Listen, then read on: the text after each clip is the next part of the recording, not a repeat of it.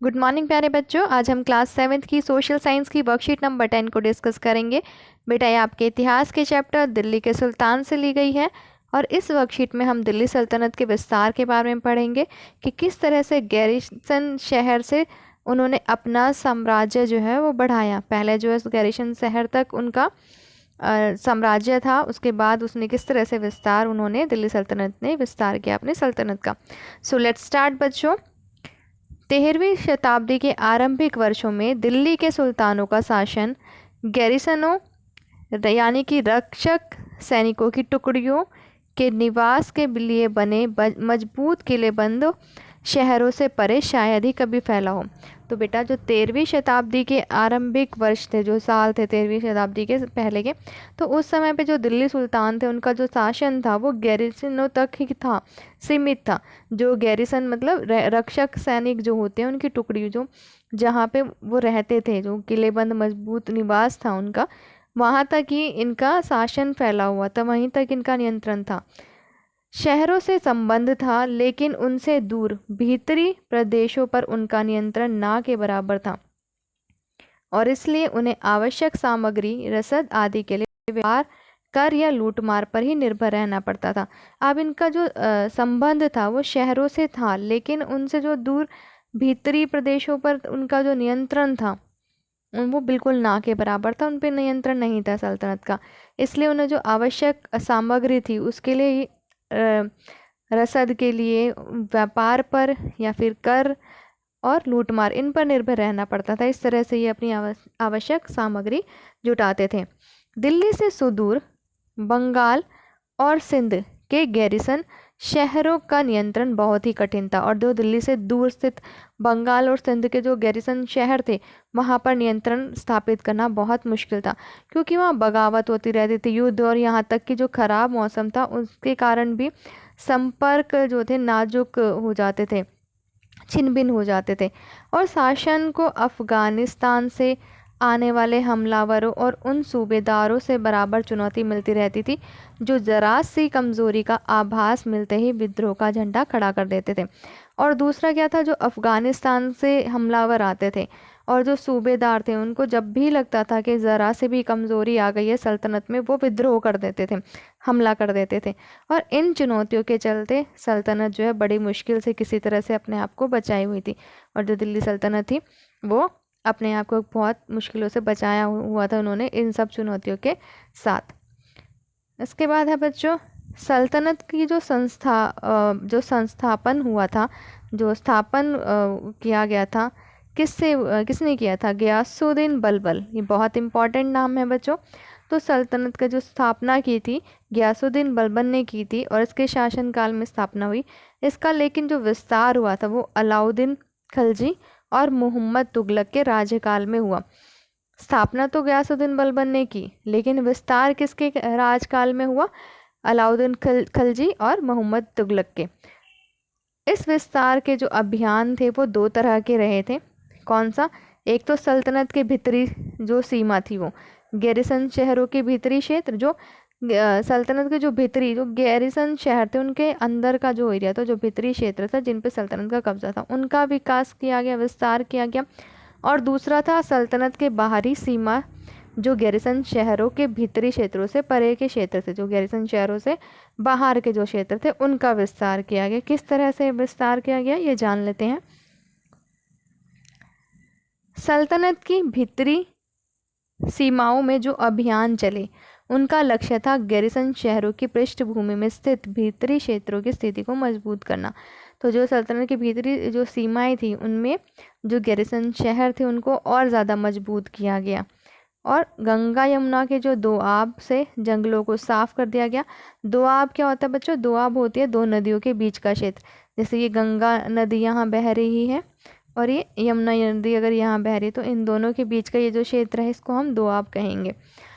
तो जो दोआब था उसके जंगलों को साफ किया गया, शिकारी संग्राहक और जो चरवाहे थे उनको वहाँ से हटा दिया गया और जो ज़मीन थी उसको किस में बदल दिया गया? कृषि योग्य ज़मीन में और किसानों को दे दी गई और कृषि कार्य को प्रोत्साहन दिया गया, क्योंकि कृषि वहाँ पर होगी तो उनको दूसरों पर निर्भर नहीं रहना पड़ेगा। तो अपने ही राज्य में उन्होंने कृषि को भी प्रोत्साहन दिया। व्यापार मार्गों की सुरक्षा और क्षेत्रीय व्यापार की उन्नति की खातिर नए किले बनाए गए और गैरिसन शहरों के शहर बनाए गए और बसाए गए। तो व्यापार की सुरक्षा और उन्नति के लिए क्या किया गया, नए किले बनाए गए और गैरिसन शहरों और बसाए गए। उसके बाद यहाँ पर जो सल्तनत के बाहर के क्षेत्रों में किस तरह से उन्होंने विस्तार किया। अलाउद्दीन खिलजी के शासन काल में दक्षिण भारत को लक्ष्य करके सैनिक अभियान शुरू हुए और ये अभियान मोहम्मद तुगलक के समय में अपनी चरम सीमा पर पहुंचे। और इन्होंने अलाउद्दीन खिलजी के शासन काल में क्या हुआ था, जो दक्षिण भारत था, भारत का जो दक्षिणी हिस्सा था, उनको लक्ष्य बनाया गया और सैनिक अभियान शुरू किए गए ताकि उन इलाकों पर ये अपना कब्जा कर सके। और ये जो मोहम्मद तुगलक के समय पे ये बहुत ज़्यादा और तेज़ी से इन्होंने इस काम को मुकाम दिया। उसके बाद है बच्चों, इन अभियानों में सल्तनत की सेनाओं ने हाथी, घोड़े, गुलाम और मूल्यवान धातुएं अपने कब्जे में ले ली। मोहम्मद तुगलक के राज्यकाल के अंत तक इस महाद्वीप का एक विशाल क्षेत्र इसके युद्ध अभियान के अंतर आ चुका था। और जैसे जैसे ये युद्ध करते थे, सीमाओं जहाँ जहाँ पर ये विजय हासिल करते थे, उनके जो हाथी, घोड़े थे, गुलाम थे, मूल्यवान धातु थे, ये सब अपने कब्जे में ले लेते थे। और अंत तक क्या हुआ, युद्ध अभियान जो बहुत बड़े क्षेत्र में ये फैल चुका था। दिल्ली सल्तनत की सेनाओं ने शत्रुओं की सेनाओं को परास्त किया और शहरों पर कब्जा किया। इसके सूबेदार और प्रशासक मुकदमों में फैसला सुनाते थे और साथ ही किसानों से कर वसूलते थे। अब जो दिल्ली सल्तनत थी उसकी सेनाओं ने क्या किया, शत्रुओं की सेनाओं को हराया और फिर उनके शहरों पर कब्जा कर लिया। और जो उनके सूबेदार और प्रशासक थे वो मुकदमे के फैसले सुनाने लगे और और साथ ही क्या करते थे, किसान थे उनसे कर वसूलते थे। अब यहाँ पर आपको कुछ इम्पॉर्टेंट वर्ड्स जो हैं उनके मीनिंग दिए गए हैं। भीतरी प्रदेश किसको कहा गया है, किसी शहर या बंदरगाह के आसपास के इलाके वस्तु और सेवाओं की पूर्ति करे। तो किसी शहर और बंदरगाह के आसपास के इलाके जिनसे उस शहर के लिए जो वस्तु और सेवाओं की पूर्ति होती है उसे हम भीतरी प्रदेश कहते हैं। और गैरिसन शहर किसे कहते हैं, किले बंद बसा हुआ था। बेटा ये किला बंदी की जाती है और वहाँ पे जो सैनिक है वो रहते हैं। दुआ मैंने अभी आपको भी बताया, दो नदियों के बीच की ज़मीन। अब यहाँ पर मैप के बारे में बताया गया है। एक आपकी जो बुक है बेटा हमारे की, उसमें आपका चैप्टर 3 है दिल्ली के सुल्तान, उसमें पेज नंबर 35 पे आपको एक मैप दिखाया गया है जिसमें अलाउद्दीन खिलजी के दक्षिण भारत के अभियान को दर्शाया गया है। मैं आपको यहाँ पे शो कर देती हूँ वो मैप। ये मैप है बच्चों, इस मैप में अलाउद्दीन खिलजी का दक्षिण भारत का अभियान दिखाया गया है और इसमें आपको ये दिखाया गया है कि दिल्ली से किस तरह से उन्होंने अपने क्षेत्र का विस्तार किया है। तो दिल्ली से यहाँ पे ये 1299 में गुजरात तक, फिर चित्तौड़, रणथंभौर, मांडू, देवगिरी, यहाँ से द्वार समुद्र, इस तरह से ये जो आपका पिंक लाइन में दिखाया गया बेटा ये आपका सारा अलाउद्दीन खिलजी का दक्षिण भारत अभियान है। इसको आपको अपनी कॉपी में भी करना है बेटा, ये मैप आपको लगाना है अपनी कॉपी में और इसे इस तरह से यहाँ पे आपको ये सारा दक्षिण भारत अभियान जो अलाउद्दीन खिलजी का ये आपको दर्शाना है कॉपी में। अब हम क्वेश्चन आंसर्स को डिस्कस कर लेते हैं। हमारा फर्स्ट क्वेश्चन है बच्चों, दिल्ली सल्तनत से सुदूर 2 गैरिसन शहरों के नाम लिखे। हमने पढ़ा भी था वर्कशीट में, यहाँ पर बंगाल और सिंध। तो ये हमारा फर्स्ट क्वेश्चन का आंसर है। सेकंड क्वेश्चन, किसके शासन के दौरान सल्तनत का सबसे अधिक विस्तार हुआ? तो अलाउद्दीन खिलजी और मोहम्मद तुगलक के राज्यकाल में शासन का सबसे ज़्यादा विस्तार हुआ था।